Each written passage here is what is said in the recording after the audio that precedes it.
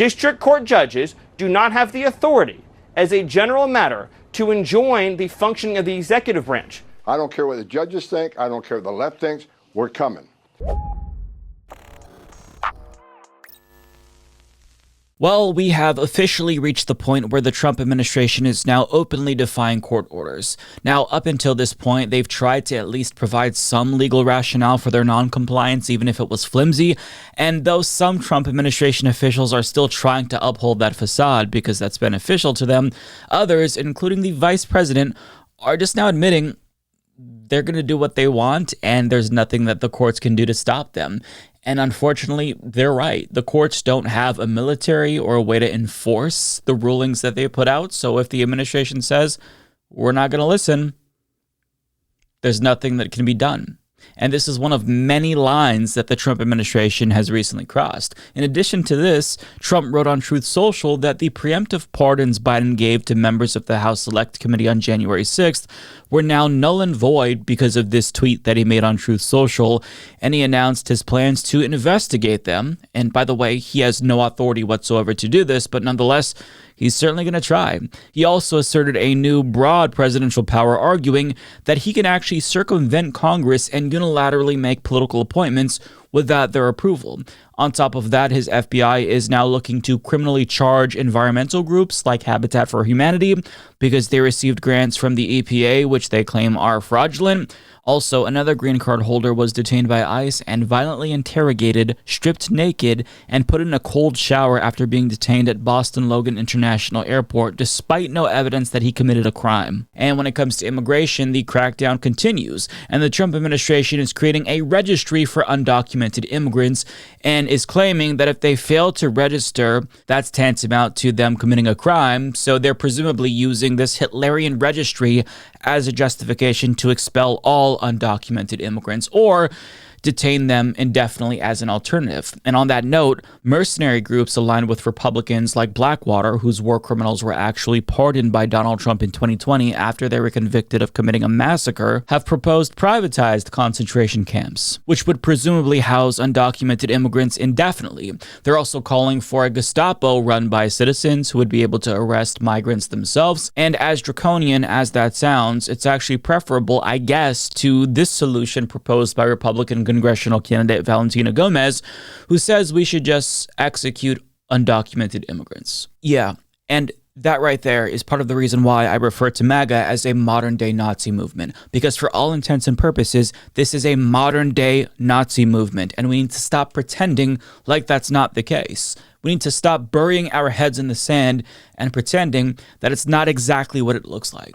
Now, while we're on the subject of immigration, Trump's DOJ is arguing that the president can unilaterally deport anyone he wants without any statutory authority, just on his inherent authority as president over national security, which isn't just an unprecedented argument as this tweet lays out, but it paves the way for the due process rights of all immigrants to be grossly violated, which isn't surprising because that's what they're already doing, but we'll come back to this later. It's just a lot for him to say that he can choose to deport anyone and the courts have no say. That is an amazing argument that a president is actually fucking making.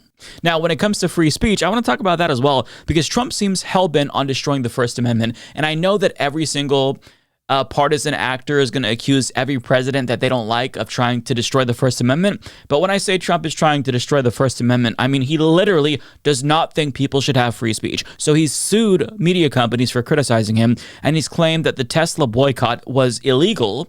And on top of that, he recently said that CNN and MSNBC's negative coverage of him is also illegal. And I believe that CNN and MSDNC, who literally write 97.6% bad about me, are political arms of the Democrat Party. And in my opinion, they're really corrupt and they're illegal. What they do is illegal.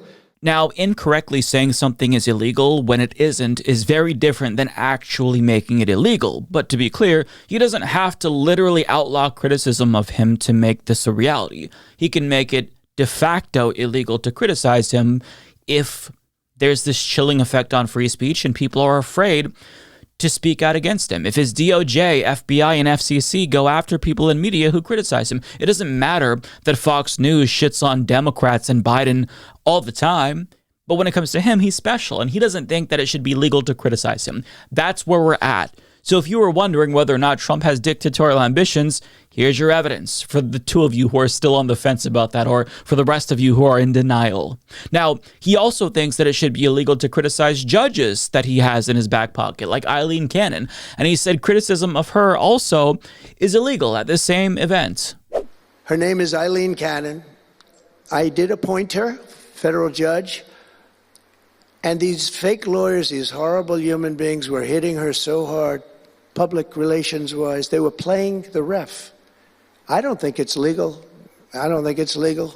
So he doesn't think it's legal to criticize Eileen Cannon. The question is, does he think it should be illegal to criticize any judge or just the ones that he likes? And it seems like he just doesn't think the ones that he likes should be criticized. And I say that because Republicans like Senator Mike Lee is one of many Republicans who attacked a judge who temporarily blocked Trump's deportation of Venezuelan immigrants. In fact, he called for his impeachment because this judge issued this decision that he disagrees with. But that's seemingly not illegal in Trump's opinion because he agrees with Mike Lee's criticism. And also, according to him, the law is what he says it is based on another executive order that he signed a couple of weeks ago. So I'll just say what we're all thinking. Yes, this is dictatorship. And I think that we've reached a point where we are now in a liberal regime that's moving further along the spectrum towards authoritarianism. Trump has officially begun to target his political opponents, and he's also targeting the First Amendment and trying to make it so that way you can't criticize him, and he's discouraging media outlets from criticizing him by saying it's illegal to do that. On top of that, this administration just has not been complying with court orders, which is alarming since courts are the only remaining check on his power since Congress gave up even the pretense that they care about his various abuses of power. Now, as I said earlier, the Trump administration has always provided some flimsy justification for their non-compliance with court orders, which is why legal experts weren't ready to declare just yet that we were embroiled in a full-blown constitutional crisis.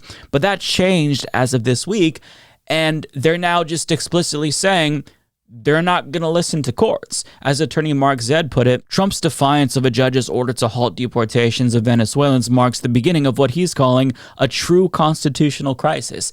And before you accuse him of being hyperbolic, some Trump officials are just admitting it, like J.D. Vance, who responded to an Axios article about how the White House says it ignored a court order by saying there were violent criminals and rapists in our country. Democrats fought to keep them here. President Trump deported them. In other words, yeah, we ignored a court order.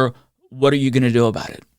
Now, even though J.D. Vance is admitting this, there are still members of the administration, as I alluded to earlier, who are trying to uphold this facade that they're not just defying courts because they don't want there to be concerns about a constitutional crisis, even though we have indeed entered that territory. But Axios reports the Trump administration says it ignored a Saturday court order to turn around 2 plane loads of alleged Venezuelan gang members because the flights were over international waters, and therefore the ruling didn't apply, to senior officials tell Axios. A second administration official said Trump was not defying the judge whose ruling came too late for the planes to change course. Quote, very important that people understand we are not actively defying court orders. Yeah? Well, Stephen Miller and Tom Homan and J.D. Vance are saying otherwise. Now, another argument that they're making is that the district court judge who temporarily blocked that flight, James Boasberg, doesn't have the authority to stop the president from carrying out these deportations because Trump has statutory authority to unilaterally carry out all deportations, which is something that we brought up earlier, which is an argument that no other president has ever made. But since they think that the judge doesn't have the authority to tell Trump who he can or can't deport, well, that's why they felt like they didn't have to comply with the order. And on Monday in court, as Talking Points memo explains, Trump's DOJ argued that the government could disobey court orders so long as it was conducting activities outside of the United States if the order was issued verbally or if it deemed information that it's required to provide subject to national security concerns. So if it feels like they're kind of just making shit up as they go along, that's because they're just making shit up as they go along. And the judge even acknowledged in court, oh, you're clearly just doing whatever you want regardless of my order. Like, for a judge to acknowledge that they are not complying with his order, that tells us that this is purposeful. This is intentional. They are openly defying a judge. But even though they're outright saying that they're not going to comply with this order, some Republicans are defending the Trump administration and saying that this is an outright defiance because Judge Boasberg's emergency ruling was just issued too late. And if the planes were already in the sky, what could they do? You can't turn them around. But here's the thing. They knew a judge would take issue with this before it was blocked, which is why they released this new executive order invoking the Alien Enemies Act at a very conspicuous time and rushed those deportations through as fast as possible before a judge could intervene. But they're also simultaneously saying that it doesn't really matter what judges say because the president has the power to deport anyone because he has statutory authority to make deportations as a matter of foreign policy, and he's commander-in-chief, so he can do what the fuck he wants. But they're basically trying to have it both ways. On one hand, they're trying to say that they couldn't possibly have complied with this order since the planes were already up in the sky, which is a lie. But even if they could, they didn't have to comply since Trump has the statutory authority to deport anyone he wants as commander-in-chief. It's like they're trying to nuance troll us into a constitutional crisis. And the Venezuelan deportations in particular came after Trump invoked the Alien Enemies Act of 1789, which is the law used during World War II to detain Japanese Americans in internment camps. And the way that this executive order is worded makes it so that way the Trump administration can basically characterize any Venezuelan migrant as a member of a gang, or perhaps any immigrant in general as a gang, and deport them on those grounds, thus denying them due process because, well, they said they're a gang, so it must be true we must deport them immediately.